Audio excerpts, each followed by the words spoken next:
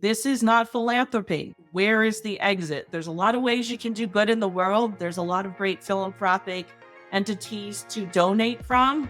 Please do so. But this asset class is seeking a liquidity event and hopefully a return. Our data is showing it takes about 15 to 20 investments to get your first return, which is why angel investing is a team sport. Due diligence is really this process of, to use the analogy of an automobile, we all see an automobile on the street. It looks shiny, it looks great, but you want to open up the hood, see what's inside, kick the tires before you want to buy the automobile. That's what due diligence is. Learning to be an investor should not be intimidating. It shouldn't be a hidden curriculum. You can learn how to do this and learn to do it effectively. Welcome to the Diligent Observer from PitchFact. I'm your host, Andrew, and every week I share insights and strategies to help angel investors make better bets. My guest today is Dr. Margaret Bacheler. Margie is the Director of Educational Initiatives for the Angel Capital Association, where she oversees the Anne and Bill Payne ACA Angel University program. Dr. Bacheler is passionate about inclusive economic development, facilitating opportunities for multi-generational wealth creation, and diversifying the ranks of angel investors and the founders that they support. She's also been awarded a National Science Foundation grant to elevate early-stage investing in the deep tech space.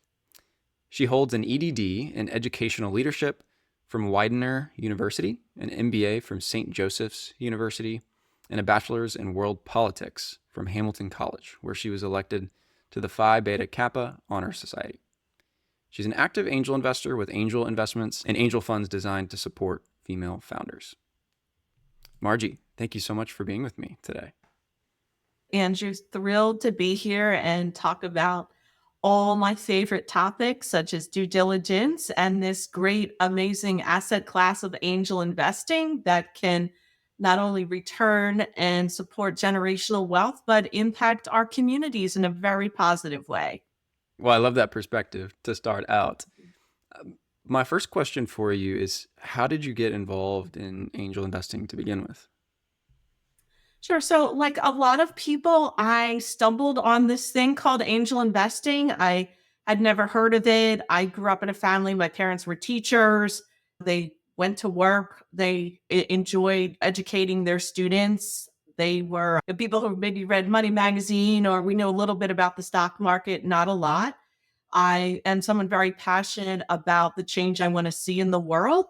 I was actually at a women's investing conference where I heard a speaker talk about this idea of smart money and this idea that if you have a passion and you have a little bit of disposable income, certainly you can support philanthropy. You can make a donation to a cause that you're interested in. Or there's this thing called angel investing, where if I'm passionate about women's issues, I could invest in a female founder. I could invest in a company that supports products and services that women of all generations might need. And then I could get a return on my money and pay it forward to the next generation. So this whole idea that this is smart money and this is collective impact, and this is a way to build generational wealth for communities that have not been able to access generational wealth is something that I thought, this is me, and I cannot wait to jump in and get started. So I went through some angel investor education myself, even before I was in this role with the ACA. What was one of the things that stood out to you when you went through that educational process that maybe you didn't expect? Yeah, I think what's very, very important that this is an asset class. Certainly, this is a risky asset class. Half of all startups fail. A lot of the data that we see in angel investing, 1 out of 10 investments is a home run. 2 or 3 investments do pretty well, and the rest are just non-starters. So this whole concept of due diligence is very important. What I really learned in angel investor education, and I now try to pass along in my practice as an educator, is this is a learned skill. Learning to be an investor should not be intimidating. It shouldn't be a hidden curriculum. It's shouldn't be acronyms that only a select few understand. So I just want to inspire and empower everyone that this is an idea with the terms and the knowledge that you can learn how to do this and learn to do it effectively. A lot of angels invest in groups because you have that team sport approach of a collectivizing knowledge as well as the financial investments to support the founder through their investment process and then the post investment process. So it sounds like you were surprised to discover that it's something anybody can learn, that it's approachable to just about anybody. Right. Yeah. I mean, I think that there's certain tools that you want to make sure, even though it's a risky asset class, the more educated you are as an investor makes you de-risk as much as you can who you want to invest in and feel confident in doing that wire transfer or writing that check to a founder, going through the due diligence process, understanding term sheets, understanding the art and science of valuation. I think what's really cool and what you'll hear from a lot of angel investors is we're all very curious people. It's so cool to learn about some new or interesting technology. It's like I have a new career every day because I learned something new from a new founder. I'm working with a team that's going to do a webinar on pulling carbon dioxide from the ocean. That could be an interesting way to disrupt climate change. So it's so fascinating to feel like I have a front seat to the future and to really try to figure out how we collectivize our financial talent, our social capital, our network capital to get the future started here with all these cool new technologies. Think back with me to that first moment where you had decided to write your first check. You've been through this educational process, you've learned some things that you didn't know before, and you found an entrepreneur, were excited about their vision. What was that like for you writing your very first angel check? Yeah, I mean, I think it's a little scary, but I think it's very empowering to kind of feel that a lot of the people who become angels were at that transition moment of our life where through a bunch of circumstances, there's that opportunity and ability to pay it forward and to make an impact on the future. So that feeling of, oh, I'm now part of the change I want to see in the world. I'm now investing with my values in founders I support who have products that are helping our communities, are helping our societies. But again, we are not philanthropists. We are here to make money. We should own the fact we want to make money and shout that loud and proud and just go in and whatever risk tolerance you have into a fund or a network. And there's no shortage of different investing groups and investment thesis around the country. And so it was really that feeling of, okay, let's do this and actively participating in creating the world that I want to see happen. I love that. I wonder if you could get a little more specific. Like, I'm curious the kind of the mechanics of what was the company like? How did you meet the entrepreneur? Or how did your decision process look for that first decision? What we always say at the ASA is angel investing is a team sport. So the fund that I was with, we were a fund. It was a bunch of individuals that collectivize their financial capital together. There's plenty of funds now that a person new dipping their foot in the door can write a small check that becomes part of a bigger collective of individuals. We had a due diligence mentor. We went through, a pitch competition, vetted the founders, spent time on due diligence. It's really a funnel where we interviewed a bunch of founders. We put two or three through due diligence. We made our investment selections, and then we collectivized into an LLC to get the wire transfers out to the funders. So I think the nuts and bolts of moving money around is the easy part of this. I think it's just really important for new angels to observe a due diligence process, go to a pitch and listen to the questions that the pitch judges or the more experienced angels are asking, because that's where you learn what may be the gaps in a founder's story. And what you'll find the more you do that, you'll be sitting there with the same question in your mind that you're too afraid to ask, or something you see as a gap, and you'll hear someone who's been investing for 30 years ask the same question. And that's how you build your confidence that you can do this and get off the sidelines and be an active participant in this asset class. I love that. You mentioned several times now this word due diligence. I would love to hear what does due diligence mean to you? Yeah, due diligence is really this process of, if you think, to use the analogy of an automobile, we all see an automobile on the street. It looks shiny, it looks great, but you want to open up the hood, see what's inside, kick the tires before you want to buy the automobile.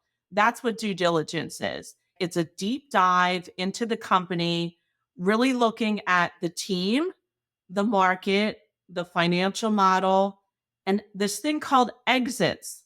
Angels want exits. We make our money when there's a liquidity event of the company. So there's a lot of companies out there, and that's great. If you want to build a company and pass along to your next generation, your family, that's wonderful. Angels at some point need a liquidity event. So, first of all, there's that idea of what do we see and what do we need to believe that what we're being told is correct, and that the investment in this company will help this company meet the milestones that they've identified. And at what point, and it could be 8 to 10 or 12 years in the future, which is what our data is, where would there be a liquidity event where the angel could get a return on this investment? This is something that you teach new angels on a regular basis in your current role, which I think is incredible. Could you tell me a little bit more about the work that you do with ACA, specifically around helping educate angels around due diligence? Yeah, we're very fortunate here at the ACA to have our own university. It's the Ann and Bill Payne ACA Angel University program. And it really consists of a series of professional development experiences for new and experienced angels.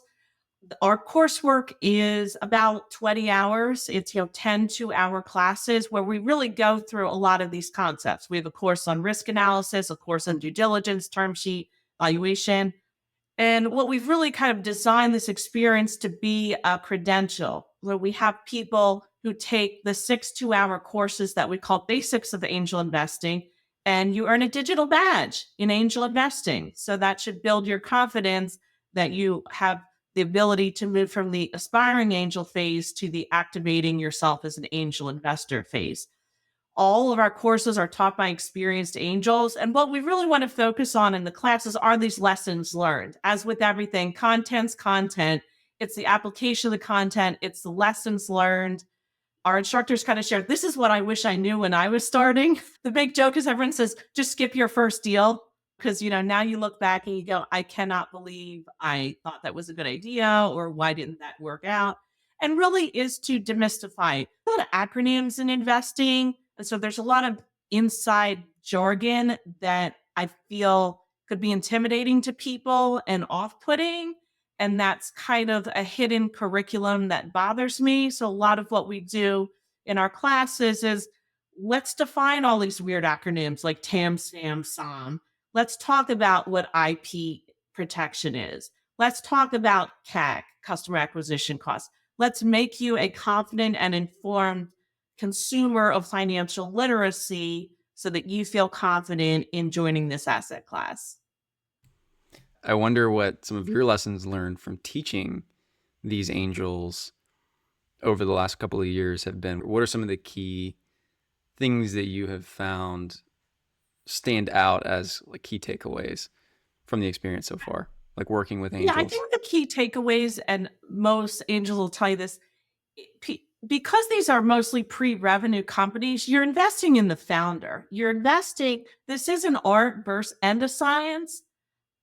So really, does your gut tell you that what this founder's telling you is going to happen? Do they have a plan? Are they a trustworthy person? Are they somebody you want to literally? Some angel investments last longer than most marriages in America. If you're going to be with this founder for 8 to 12 years, unfortunately, that's longer than most personal relationships seem to go. So, Amazing. you're really looking at what's the fit. How can you help this person besides the money? founders always come with, I just want the money. It's like, well, actually, you really want the network and the contacts, because if something starts to go wrong and you need a service provider in the industry. So I think that just the fit with the founder, I think, what's the phrase? Somebody will take an A founder with a B product Mm. over a C product. I think something too is avoiding shiny new object syndrome. Act like AI, putting the word AI in Mm. front of everything and thinking that is something. So that is a lot of the education of, yes, there's disruptive things that people feel, but is that really true? Or is it kind of gimmicky? Such as, well, there's no competition in my market. Well, if there's no competition, then there isn't demand. Mm. So there's a lot of interesting things that founders say, which are valid, but those are things I've learned on. And really just, I think the key thing is, where's the exit? There's a lot of different ways to fund a business. There's the SBA, there's great community development finance institutions in this country. There's a lot of loan products, there's a lot of equity products. So a lot of my education with founders is, well, why angel investing? Like, why is that a type of funding that you're seeking? Because giving up a little bit of equity comes with some responsibility. It comes with some strings attached. I'm curious, do you find that a lot of new angels tend to over index on due diligence? Because you mentioned so much of the bet is on the founder and the team, and does your gut, right, this art and science combination, do you find that many new angels tend to over index on the science part and forget the art? Yeah, I think even experienced angels over index on Mm. the science part, because it's easy to just go straight to the business model of a company and look at that and not think product market fit. What's the potential market size? What is the percentage of that market size you think your product can get to? What's the competition? Do you have a defensible moat? So I think it's easy to focus on a few key metrics and overlook all kinds of other metrics that could be something that would not have that organization gain traction. What are some of the best questions that you've come across for evaluating founders and teams specifically, given the importance of that element to the investment? Yeah, I think that with angels being what is called the first outside money in, there's that cliche of there's friends, families, and fools. And that's the first line of funding. As we know, also, too, not everybody has friends and family or an uncle that can start subsidizing their startup. So I think being the first money in, it's really getting to this point of trust and verification that with angel funds for an 18 months from now, 24 months from now, has that founder clearly identify the path they can be on with the angel funds and what milestones are they trying to hit in the next 2 to 3 years that makes you think this is worth getting this founder this cash runway, getting them through that valley of death till they get that turn to the first revenue. And do we believe that this funding, plus what they've described as their milestones, will keep us all rowing together for the first 2 to 3 years? So it sounds like a lot of focus on kind of the specific roadmap and maybe dialing down from the grand 10-year vision to the specific tactical, okay, over the next 12 to 24 months, where are we going? What are we going to use this capital for? And then do you believe that they can be effective at that? Yeah. I mean, 10-year visions look great on pitch decks. That upward line of revenue in 10 years looks great. A lot of angels will joke that founder revenue projections are always wrong. It's just by how much it is the question, because things get very volatile in the world. So it's just, are there realistic expectations of what can be accomplished? And how is this person chunked out the business model with, here's the big vision, but it's like somebody who wants to train a marathon. They're not waking up this morning and running 26 miles today. they're going to start stretching with the first mile and keep iterating. They have the end goal in mind, which is where they're going to go and where the liquidity event is. But at the point at which someone will write you a check for your business, you have to fill in the space between the vision. There's a lot of visions. There's a lot of great talkers out there with a lot of charisma and a lot of buzzword bingo in their pitch decks. But the devil's in the details in the due diligence process to get the angel off the sidelines into the investment phase. Yeah, that makes sense. How many angels do you think you have taught or that you've been a part of teaching over the last few years in this role? Yeah, we actually have over 350 people take at least one of the Angel University courses Wow. each year. So we have a lot of our angel groups who have new members enroll in the classes. I also work with a large number of ecosystem building organizations who are bringing the ACA into their town to train 20 or 30 high net worth individuals to start an angel fund with that idea of training people to invest in local startups. So not trying to always attract capital from the 3 states where there's a lot of deal flow, but how can a community have an economic development strategy that's building startups from the ground up with a homegrown startup community that they're aligned with a homegrown investment community to provide the capital. So 350 or so angels a year go through these programs. What are some of the most common questions or misunderstandings that you see from these investors when they join? Like, what are the questions that stand out to you as that you're just sick of answering? Yeah, well, we don't get sick of answering anything because we love it. I get product market fit, founders, especially just cutting through the noise in a pitch deck. I always love that slide where it's like, well, the total addressable market is 20 million for this product. And if we just get 1%, we're fine. So, but okay, how are you going to get there? I think that's a big question. I think understanding the terms and term sheets. I've told a number of our participants, I watched our term sheet course 4 to 5 times before I understood everything. And I've had a lot of our participants come back to me and say, thank you so much for revealing that to me because I'm not an attorney.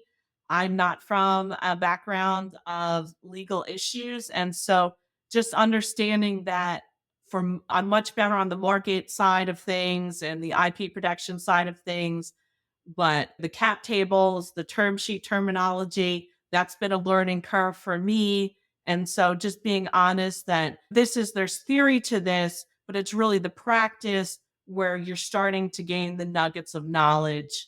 And I think just this constant drill that we want to do is making sure people understand this is a risky asset class. No more than 5 to 8% of your investment or assets that you own should be devoted to this.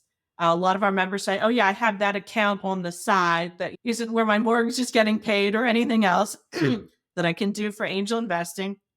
And then really just looking for the exit. This is not philanthropy. This is smart money. And where is the exit? There's a lot of ways you can do good in the world. There's a lot of great philanthropic entities to donate from. Please do so. But this asset class is seeking a liquidity event and hopefully a return.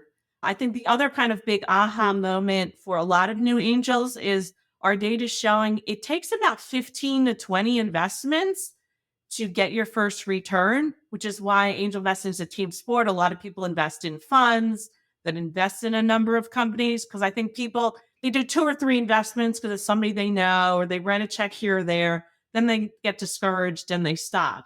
Where our data is showing you have to be in a couple different places and diversify your own investments and be very, very patient. This is patient capital, as we say, to wait for the initial returns to come in.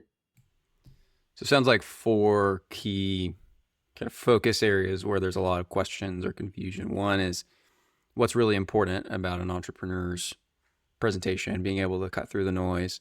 Number 2 is just term sheets and understanding the terminology in the space and the acronyms, things like that. Number 3 is level setting their expectations for the asset class and how to participate in a way that's strategic, makes sense, make sure you're committed for the long term. And then number 4 is helping angels understand portfolio strategy and that they really need to be in a dozen plus investments for realistic odds of success. Great summary, Andrew. Okay, well, I try to boil the key takeaways out. Anything else that you feel like people ask about a lot or that's an area of confusion for angels? I think just a lot of the nuts and bolts of how angel groups should be structured for legal and tax implications. We do have a great webinar on the qualified small business stock, which is a way that if you hold a startup investment for over 5 years, you don't have to pay taxes on capital gains. So I think that there's an understanding of the investments and then the tax considerations that you want to make sure you have your tax accountant work with to be in alignment with how you can get great returns, help people in your community, but capture the returns as well as you can. So you have been an educator for a while, your entire career. I'd love to hear maybe one or two of the things that you're excited about in the education space right now, either broadly or specifically regarding angel investing. I think what's exciting is obviously we have so many different delivery models possible for us. So what we're doing with Angel University is we have our live virtual classes, but we're actually launching AU on demand, which are going to be modularized classes. And anyone who takes our 6 classes or our 10 classes earn the digital badge. I mean, we know it's a gamification society and people like quick snippets of education, quick returns and rewards. We are also building a lot of assessments in to make this kind of a standard exam. There is no SEC exam required the way you need for a broker-dealer license, but we really want to make sure we're ahead of any legislation and interest. So I think that certainly knowledge, as we know, is ubiquitous, and really what we want to make our value proposition are the lessons learned from the experienced angels in the field. Certainly we could all go on ChatGPT and say, what is a term sheet? And it's there, but then what are you going to do with that knowledge? So I think we're all in that. Knowledge is somewhat ubiquitous right now from the educator point of view, but what is the quality of that knowledge, and really where's the application come, and where's the community of practice? I think that people are looking for, how they engage in their communities in different ways. How do they support each other with local homegrown economic development strategies? So that's really a role that I see adult education can play, in that none of us are too old to learn new things. And what's fun about angel investing, you can learn angel investing, or you can learn something about, what did I learn last week? I was working with a deep tech startup, and it was qubits. I'm learning interesting terminology related to quantum computing that I didn't know. And then I said, hey, okay, then if I'm struggling with this, let me do an ACA webinar on all things quantum, because I didn't know what a qubit was either before last week. And these are just things we want to get out to people. So it'd be really nice if everybody knew what a qubit was, knew how to invest in all this really cool new stuff coming down the pike. So I have to ask, what's a qubit? No, let me on this line. It's a measurement of something in quantum computing. That's all I'm going to say. It's a measurement, like like the way we have centimeters. It's a way to measure something related to processing. See, that's all I know. That's great. But You got the essence of it, I think. It's interesting you talk about learning as a key element of this that's exciting to you. Having been around so many new angels getting plugged into the ecosystem, could you speak to what you see as the core motivations besides capital return? I feel like that's an important part of the angel investing community that many entrepreneurs, in my experience, don't seem to have a great sense for, is that, yeah, the investment return is there. That's very important, but there are other motivations. You mentioned learning. I wonder if you could share from your experience what some of those other motivations might be.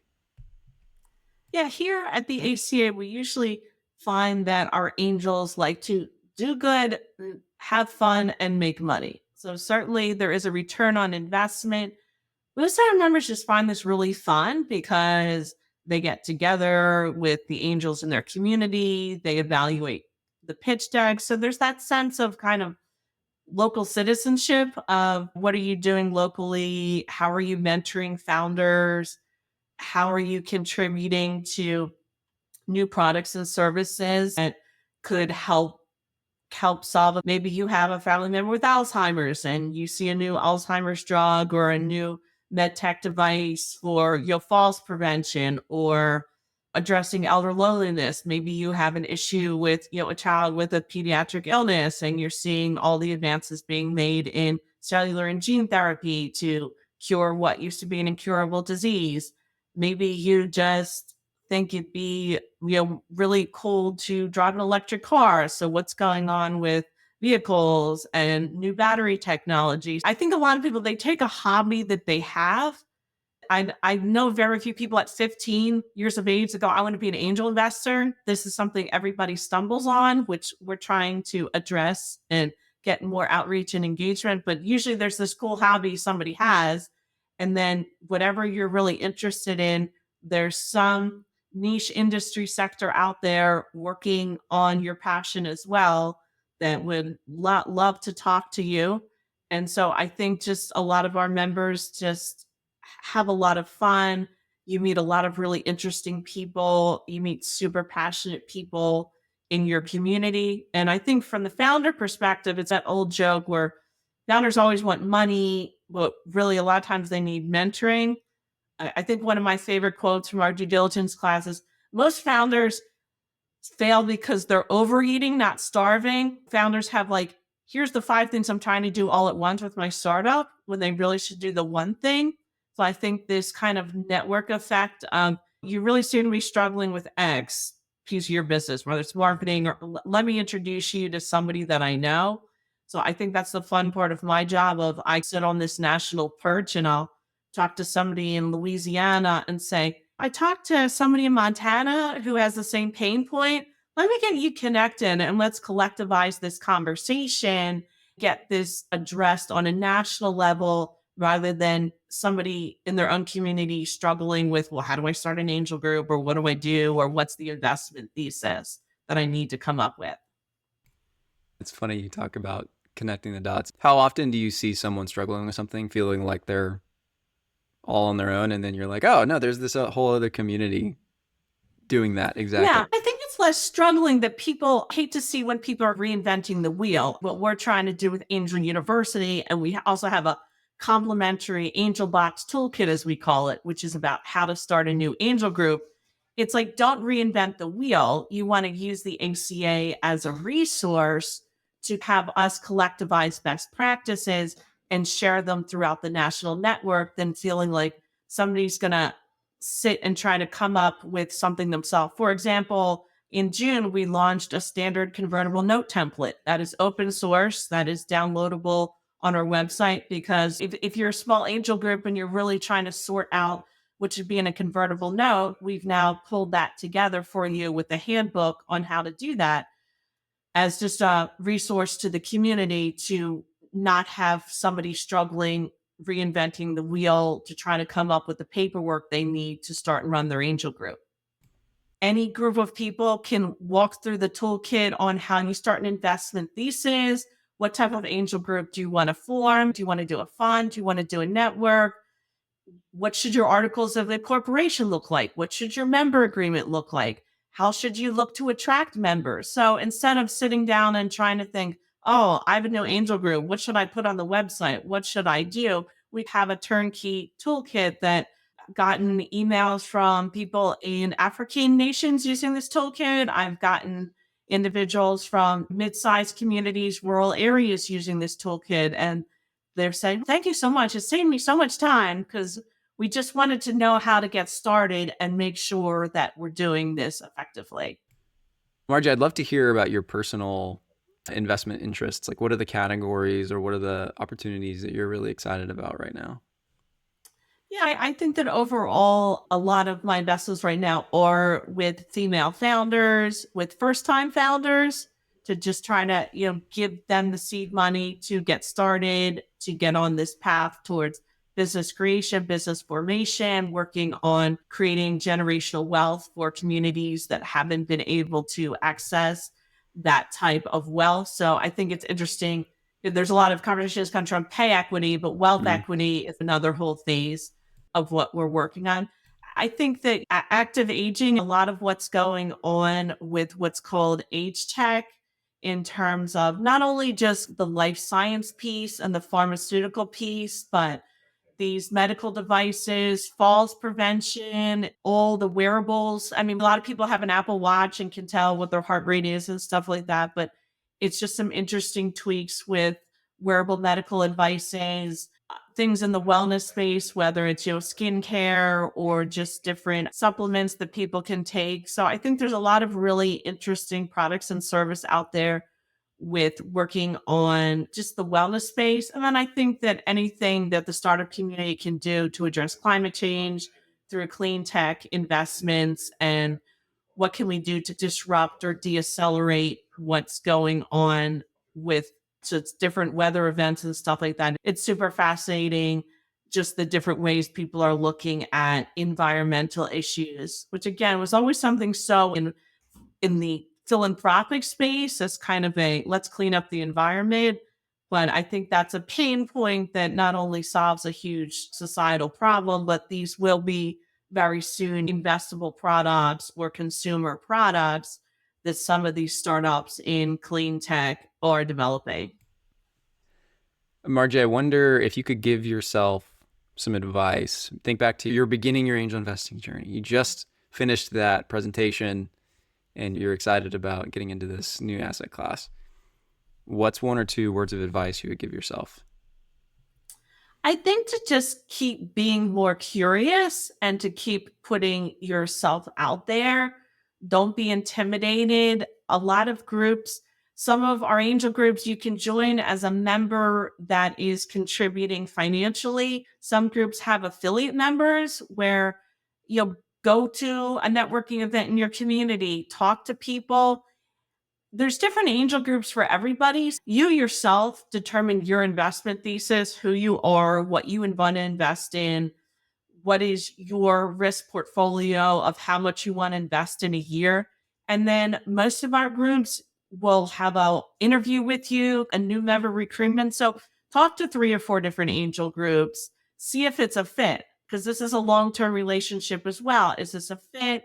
Would you rather dinner meeting? Would you rather online? Do you want a group that has professional managers because you're really busy working, raising kids? So I think there's a lot of kind of personal self assessment you need to do and how much time and money you want to put into this. And just, I don't think any question is a dumb question. Keep asking questions, listen in. Your knowledge will start to accumulate the more pitches you see, the more due diligence deal rooms you look at. This is a learned skill. We have angels who have been doing this 25 years and tell me they're still learning something new every day. How can our audience stay connected with you and your work? I'm on LinkedIn, so I can certainly share that with you. Andrew, if people are, feel free to message me on LinkedIn. You're welcome to learn about the ACA. We have individual membership rates. We have group membership rates. We have upcoming classes starting in September. If you're a founder listening to this, we do have a founder resource page on our website, and we have an angel group directory. We do not take pitches ourselves, or we do not do warm introductions to founders, but that's why we have an open source directory that most of our angel groups have. Here's how you contact us. Here's how you can hear from us. A lot of our groups have open office hours that are free for founders. So find the one in your area, jump in, and just keep learning and keep finding out about stuff. You can certainly follow the Angel Capital Association as well on LinkedIn. That's when we put out all the messaging on the events that we're having in different communities or our virtual webinars or classes. Amazing. Well, Margie, this has been a pleasure. Thank you so much for your time today. I look forward to seeing you again very soon. Yes, thank you so much, Andrew. It's been my pleasure as well. Best of luck to everyone in their angel investing journey.